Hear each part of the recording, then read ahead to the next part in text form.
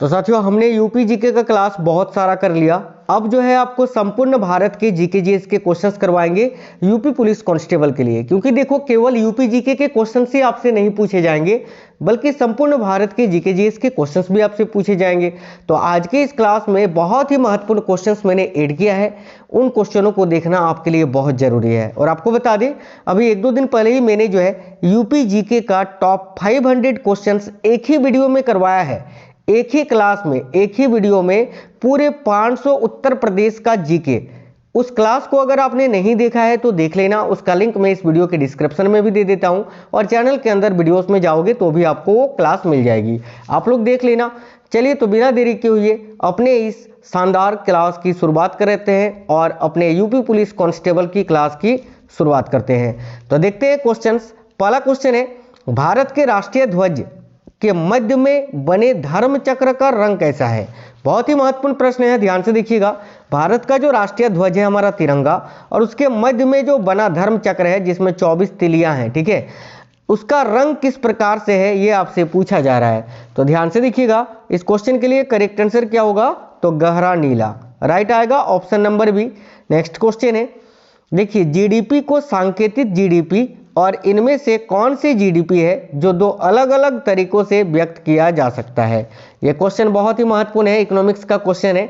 तो ध्यान दीजिएगा, जीडीपी को, साथियों ध्यान दीजिए, जीडीपी को सांकेतिक जीडीपी और वास्तविक जीडीपी दो अलग अलग तरीकों से व्यक्त किया जा सकता है, आपको याद रखना है, ठीक है। जीडीपी कितने प्रकार से जीडीपी को व्यक्त किया जा सकता है? तो एक तो आपका सांकेतिक जीडीपी और एक हो गया वास्तविक जीडीपी। ये क्वेश्चन आपको याद रखना है। आगे देखिए, नेक्स्ट है, विलियम जोन्स कप निम्नलिखित में से किस खेल या स्पर्धा से संबंधित है? तो ध्यान से देखिएगा, विलियम जोन्स कप जो है इसका संबंध किस खेल से है? तो भाई याद रखना, करेक्ट आएगा बास्केटबॉल से। बास्केटबॉल से संबंधित है विलियम जोन्स कप। आगे देखिए, नेक्स्ट क्वेश्चन है, वायसराय लॉर्ड कर्जन ने इनमें से किस वर्ष में बंगाल का विभाजन किया था? तो देखिए बंगाल का विभाजन कब हुआ था साथियों? लॉर्ड कर्जन ने करवाया था, कब? तो 1905 में। और इसको रद्द किसने कराया था? तो लॉर्ड हर्डिंग ने किया था 1911 में, याद रखना। तो यहाँ आपका करेक्ट आंसर आएगा ऑप्शन नंबर सी, 1905। आगे देखिए, स्वतंत्रता सेनानी चंद्रशेखर आजाद ने किस शहर में ब्रिटिश पुलिस द्वारा घेर लिए जाने पर खुद को गोली मार ली थी? यानी स्वतंत्रता सेनानी जो थे चंद्रशेखर आजाद, इनको अंग्रेजी पुलिस ने किस शहर में घेर लिया था जिसके कारण उन्होंने स्वयं अपने आप को गोली मार ली थी? तो भाई कानपुर के अल्फ्रेड पार्क में। तो करेक्ट आएगा ऑप्शन नंबर बी, कानपुर।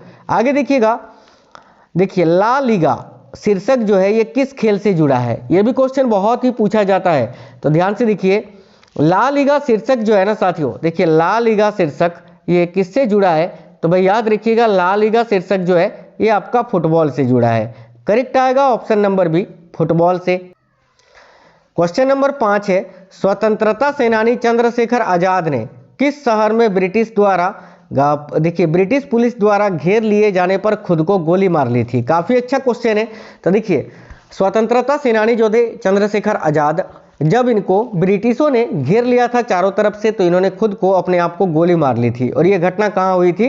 तो याद रखना, इलाहाबाद के अल्फ्रेड पार्क में।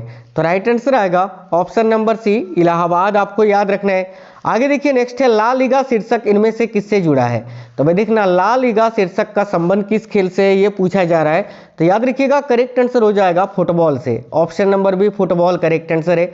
नेक्स्ट क्वेश्चन है, भारत के संविधान के निम्नलिखित में से कौन सा अनुच्छेद सहकारी समितियों के प्रचार से संबंधित है? तो साथियों देखिए, भारतीय संविधान के निम्नलिखित में से कौन सा अनुच्छेद है जो सहकारी समितियों के प्रचार से संबंधित है? तो देखिए करेक्ट आएगा ऑप्शन नंबर बी, अनुच्छेद 43 का खंड बी, जो कि राज्य के नीति निर्देशक तत्वों का एक विषय है। तो करेक्ट आएगा ऑप्शन नंबर बी, याद रखना। बांदीपुर राष्ट्रीय उद्यान भारत के निम्नलिखित में से किस राज्य में स्थित है? अब देखिए बांदीपुर जो है ये एक टाइगर रिजर्व है, ठीक है, और ये भारत के निम्नलिखित में से किस राज्य में स्थित है? तो याद रखिएगा कर्नाटक में, ऑप्शन नंबर 1 कर्नाटक करेक्ट होगा। निम्नलिखित में से किसे प्रतिष्ठित लॉरियस वर्ल्ड स्पोर्ट्स अवार्ड के लिए नामांकित किया गया था? तो भाई लॉरियस वर्ल्ड स्पोर्ट्स अवार्ड के लिए नामांकित होने वाला ये प्रथम भारतीय कौन थे? तो याद रखिएगा विनेश फोगट, करेक्ट आएगा ऑप्शन नंबर डी। आगे देखिए, इनमें से किसके द्वारा शुद्धि आंदोलन चलाया गया था, यानी शुद्धि आंदोलन के संस्थापक कौन थे? तो देखिए शुद्धि आंदोलन की शुरुआत स्वामी दयानंद सरस्वती जी ने की थी। याद रखना, स्वामी दयानंद सरस्वती जिन्होंने 1875 में आर्य समाज की स्थापना भी की थी। आर्य समाज की स्थापना याद रखना, और स्वामी दयानंद सरस्वती ये यूपी के ही थे। आगे देखिए नेक्स्ट है 86वें संविधान संशोधन अधिनियम 2002 ने भारत के संविधान में निम्नलिखित में से कौन सा अनुच्छेद जोड़ा है? तो देखिए अनुच्छेद 21 का ए, अनुच्छेद 21 जो कि निजता के अधिकार से संबंधित है, वहीं उसी अनुच्छेद में 86वें संशोधन में अनुच्छेद 21 का ए को जोड़ा गया था। याद रखना, जो कि यह बताता है कि भाई 6 से 14 वर्ष तक के आयु को शिक्षा का अधिकार लेना बिल्कुल अनिवार्य है, यह मौलिक अधिकार है। ठीक है, याद रखना। तो यहाँ आपका correct answer option number A हो जाएगा। आगे देखिए नेक्स्ट है रबी फसल है, इनमें से किस समय बोई जाती है? अब देखिए रबी की जो फसलें होती है ना, रबी फसलें, जैसे कि गेहूं आपका रबी फसल है, सरसों भी रबी फसल है, तो रबी फसलें कब बोई जाती है? तो अक्टूबर नवंबर में बोई जाती है। तो राइट आएगा ऑप्शन नंबर बी, अक्टूबर नवंबर में।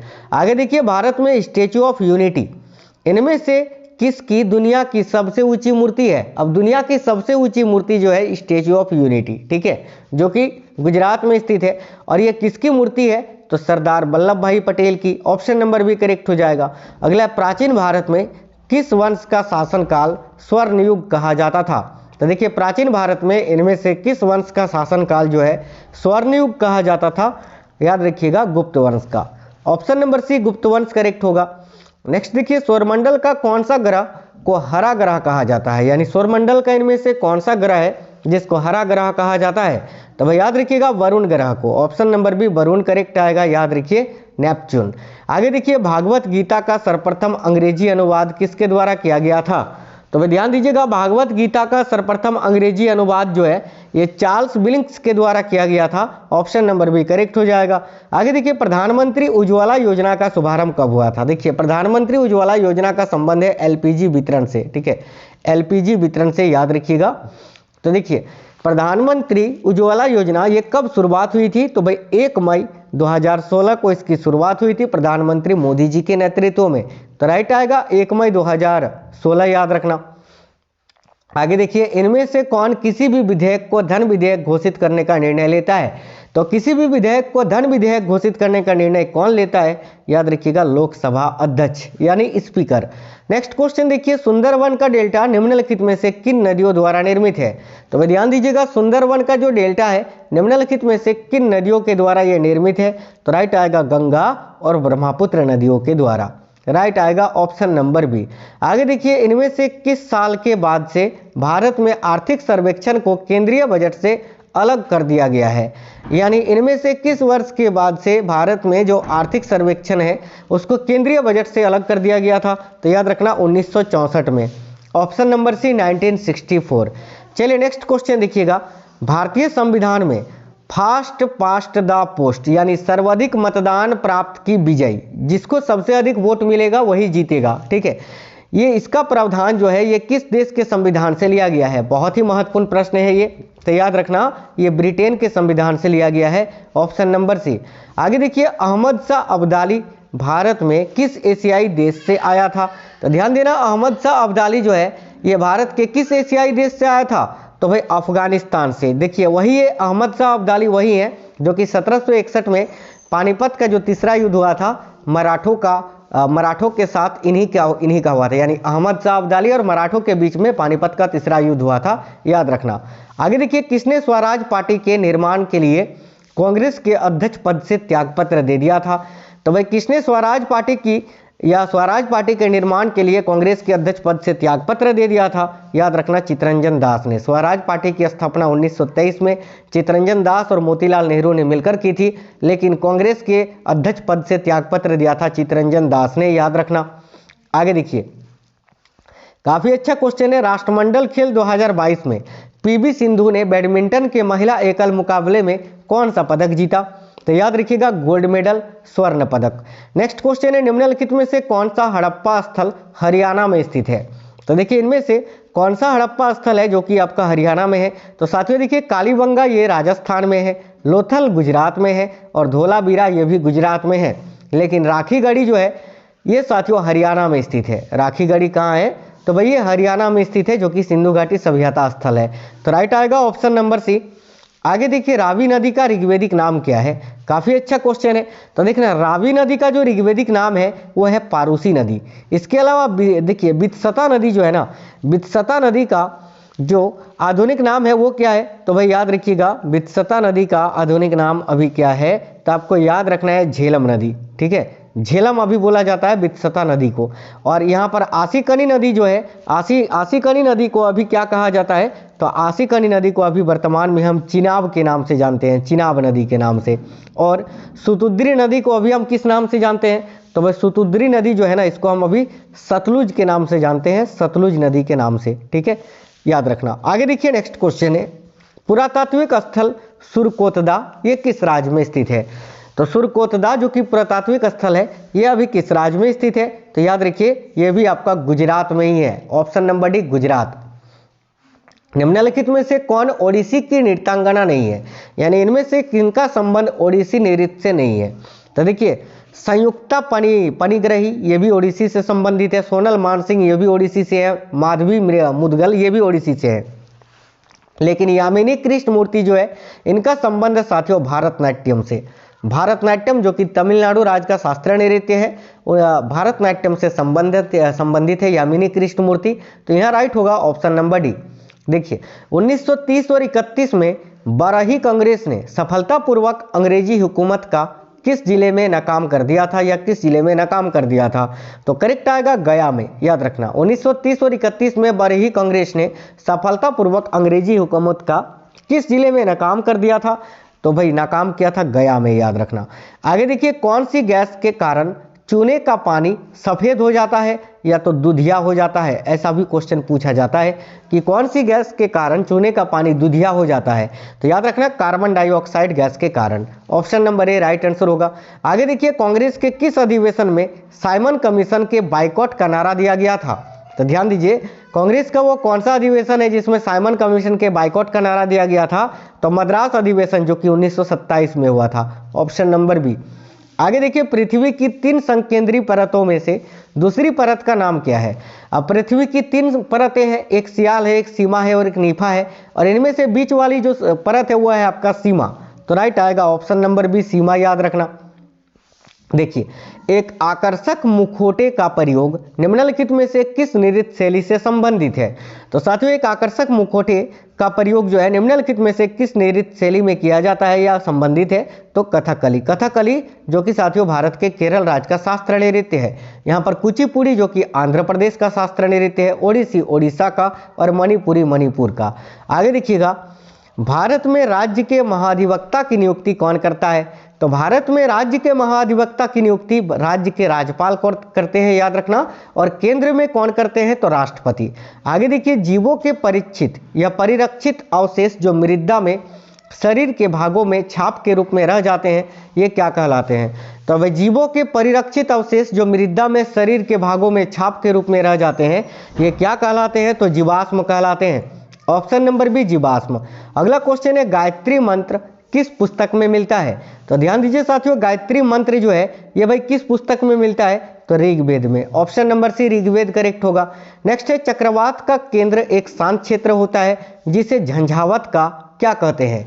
तो देखिए, चक्रवात का केंद्र एक शांत क्षेत्र होता है जिसको झंझावात का क्या बोलते हैं? तो भाई नेत्र बोलते हैं। याद रखिएगा, नेत्र। आगे देखिए, गरीबी रेखा की अवधारणा की समीक्षा के लिए कौन सी समिति गठित की गई थी? तो देखिए, गरीबी रेखा की अवधारणा के लिए या अवधारणा की समीक्षा के लिए इनमें से कौन सी समिति है जो कि गठित की गई थी? तो एस तेंदुलकर समिति। याद रखिएगा, ऑप्शन नंबर ए राइट होगा। आगरा के किस मस्जिद पर बंगाल शैली का प्रभाव माना जाता है? तो देखिए, आगरा में किस मस्जिद पर, माफ करना, आगरा में इनमें से कौन सा मस्जिद है जिस पर बंगाल शैली का प्रभाव माना जाता है? तो याद रखना, नगीना मस्जिद। नगीना मस्जिद की बात करें तो इनका निर्माण शाहजहां ने कराया था। याद रखिएगा। आगे देखिए, अमीर खुसरो किसके शिष्य थे? तो साथियों देखिए, अमीर खुसरो जो है ना, ये किसके शिष्य थे? तो भाई निजामुद्दीन औलिया के। ऑप्शन नंबर बी राइट होगा। ये क्वेश्चन देखिए काफी अच्छा है।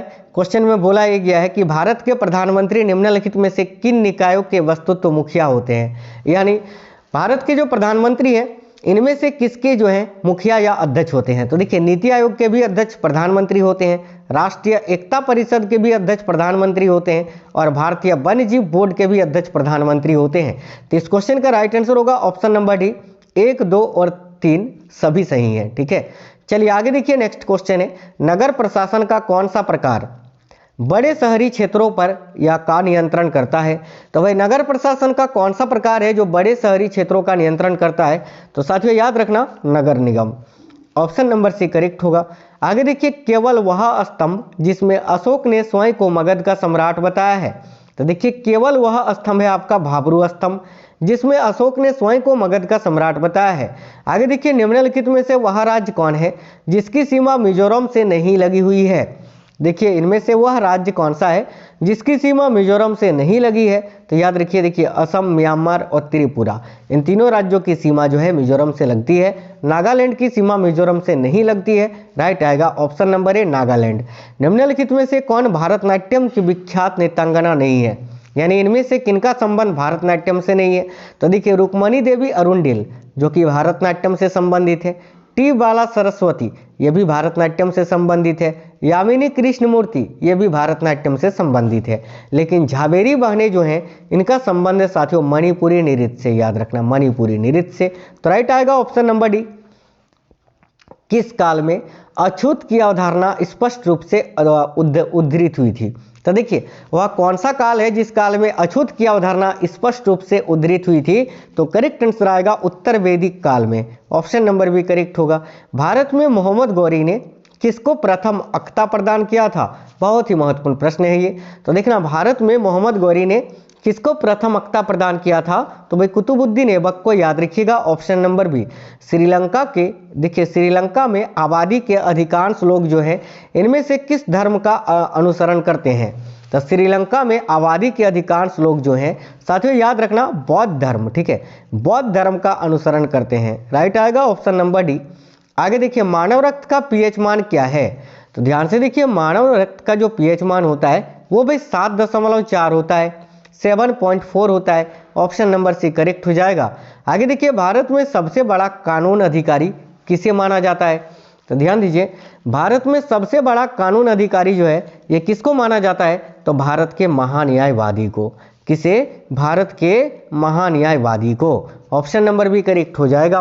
भारत के महान्यायवादी की नियुक्ति भारत के राष्ट्रपति करते हैं और इसका प्रावधान संविधान के अनुच्छेद 76 में आर्टिकल 76 में किया गया है, याद रखना। तो ये बहुत ही महत्वपूर्ण प्रश्न थे। अभी तक मैंने यूपी जीके का कम से कम आपको जो है ना 1200 से 1300 क्वेश्चन आपको कराया है। सारा क्लास चैनल के अंदर मिल जाएगा और एक ही वीडियो में यूपी जीके के 500 क्वेश्चन कराए हैं जिसका लिंक डिस्क्रिप्शन में दे देता हूँ। हालांकि चैनल के अंदर वीडियोस में जाओगे तो वो क्लास आपको मिल जाएगी, उस क्लास को देख लोगे ना तो आपकी जो है ना यूपी पुलिस के लिए जीके जीएस की आधी तैयारी कंप्लीट हो जाएगी। तो उनको जाकर देख लेना आप लोग, यूपी जीके से उस वीडियो से बाहर क्वेश्चन आपको नहीं पूछा जाएगा। तो साथियों मिलते हैं नेक्स्ट वीडियो में, लाइक कर देना, शेयर करना और चैनल सब्सक्राइब कर लेना अगर आप में से कोई भी नए हैं तो। जय हिंद सभी को, वंदे मातरम।